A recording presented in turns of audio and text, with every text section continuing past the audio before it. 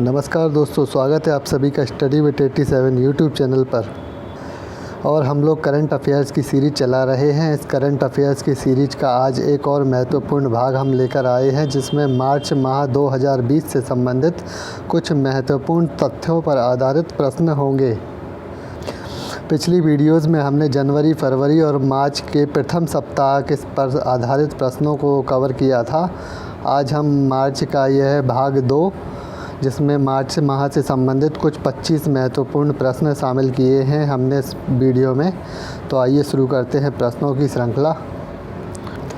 तो पहला प्रश्न, 7 मार्च 2020 को चापचार कूट महोत्सव कहाँ मनाया गया है? तो चापचार कूट महोत्सव बहुत ही महत्वपूर्ण महोत्सव है जो मिज़ोरम में मनाया जाता है। तो 7 मार्च 2020 को चापचार कूट महोत्सव मिज़ोरम में मनाया गया है। अगला प्रश्न, 7 से 11 मार्च के बीच पहला खेलो इंडिया शीतकालीन खेल कहाँ पर आयोजित किया गया? तो 7 मार्च से आयोजित पहला खेलो इंडिया शीतकालीन खेल महोत्सव जम्मू कश्मीर के गुलमर्ग में मनाया गया है। देखते हैं अगला प्रश्न, 7 मार्च को कौन सा दिवस मनाया गया है? तो 7 मार्च का दिवस जन औषधि दिवस के रूप में मनाया गया है। अगला प्रश्न, 7 मार्च 2020 को टाइम पत्रिका की 100 वुमेन ऑफ द ईयर की सूची में किन भारतीय महिलाओं को शामिल किया गया है? तो बहुत ही महत्वपूर्ण प्रश्न है। टाइम पत्रिका की 100 वुमेन ऑफ द ईयर की सूची में भारत की इंदिरा गांधी और राजकुमारी अमृत कौर को शामिल किया गया है। इस प्रकार के प्रश्न पूछे जाते हैं, तो इस प्रश्न को ज़रूर याद रखिएगा। 7 मार्च 2020 को अमेरिकी संस्था फ्रीडम हाउस द्वारा जारी फ्रीडम इन द वर्ल्ड 2020 की सूची में भारत को कौन सा स्थान मिला है? तो बहुत ही महत्वपूर्ण प्रश्न है।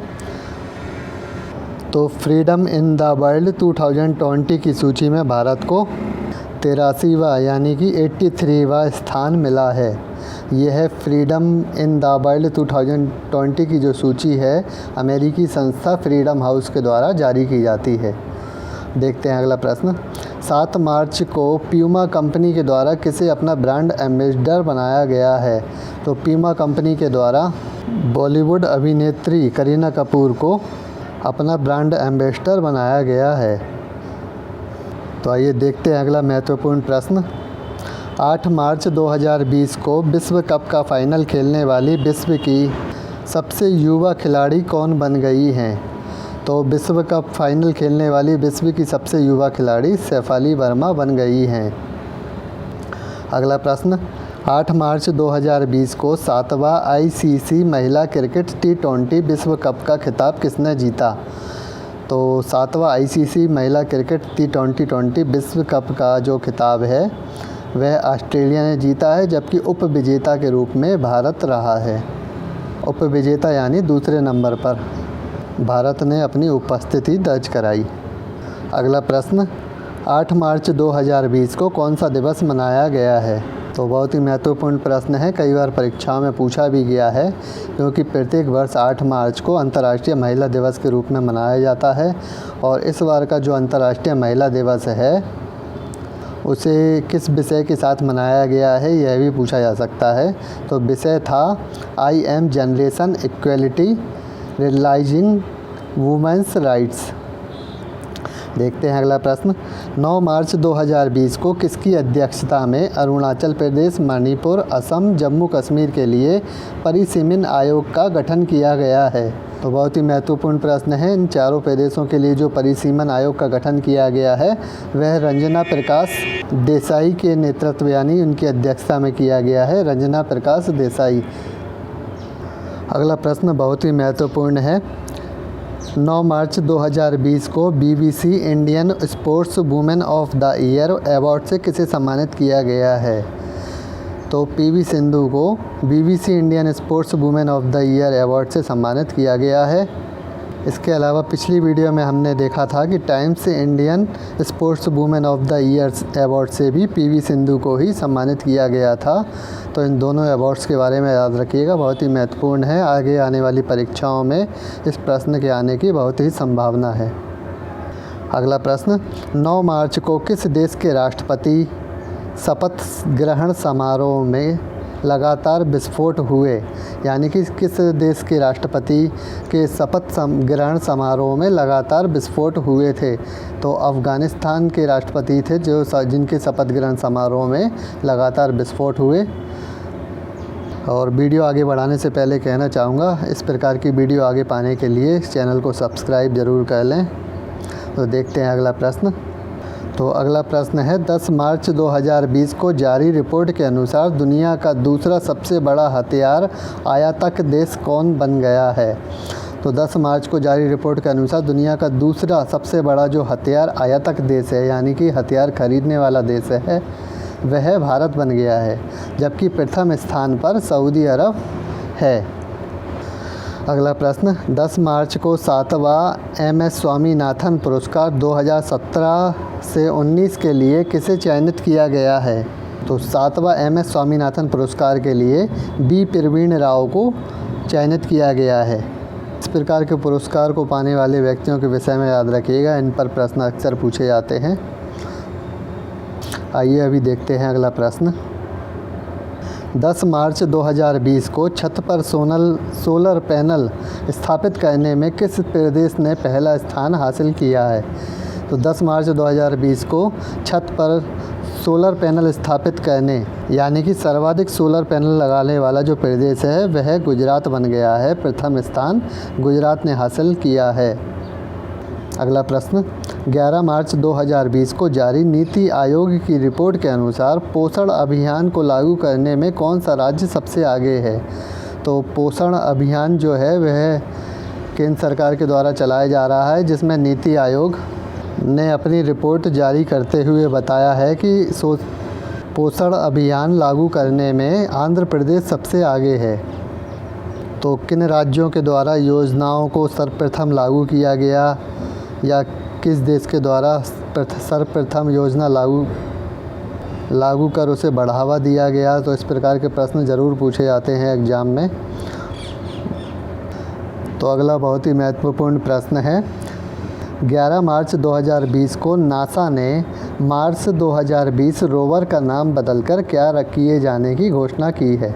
तो 11 मार्च को जो नासा ने मार्स 2020 रोवर का नाम बदलने की घोषणा की है, उसे रोवर को परसेवरेंस नाम से जाना जाएगा। बहुत ही महत्वपूर्ण प्रश्न है नासा से संबंधित। अगला प्रश्न, 11 मार्च 2020 को किस बैंक ने अपने सभी बचत खातों से न्यूनतम बैलेंस चार्ज हटाने की घोषणा की है? तो SBI के द्वारा अपने सभी बचत खातों से न्यूनतम बैलेंस चार्ज हटाने की घोषणा की गई है। 11 मार्च को यह घोषणा की गई थी SBI द्वारा, तो याद रखिएगा। देखते हैं अगला प्रश्न, 12 मार्च 2020 को हिमाचल प्रदेश सरकार और विश्व बैंक के बीच कितने मिलियन डॉलर के ऋण समझौते पर हस्ताक्षर हुए हैं? तो 80 मिलियन डॉलर के ऋण समझौते पर हस्ताक्षर हुए हैं हिमाचल प्रदेश सरकार के विश्व बैंक के साथ में कि हिमाचल प्रदेश सरकार ने विश्व बैंक से 80 मिलियन डॉलर का कर्जा लिया है। अगला प्रश्न, 12 मार्च 2020 को 34वीं राष्ट्रीय स्नूकर चैंपियनशिप का खिताब किसने जीता? तो 34वीं राष्ट्रीय स्नूकर चैंपियनशिप का जो खिताब है वह पंकज आडवाणी ने जीता है इशप्रीत सिंह को हराकर। देखते हैं अगला प्रश्न, 12 मार्च को नागरिक उड्डयन पर विंग्स इंडिया 2020 प्रदर्शनी कहाँ से शुरू हुई?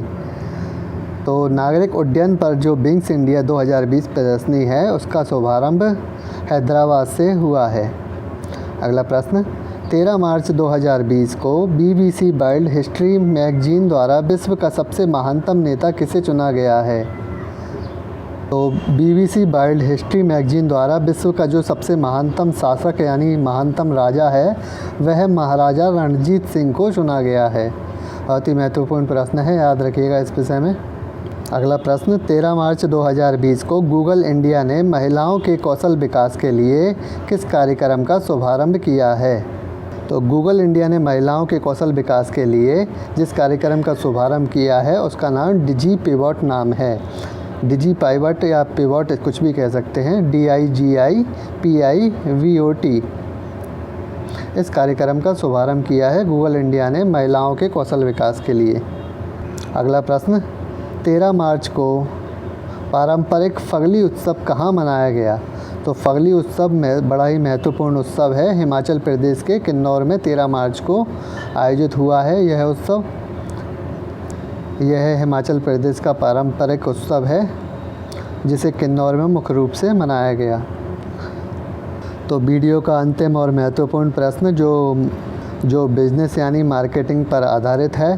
तो 13 मार्च 2020 को SBI बैंक येस बैंक के कितने रुपए के शेयर खरीदने को तैयार हुआ है?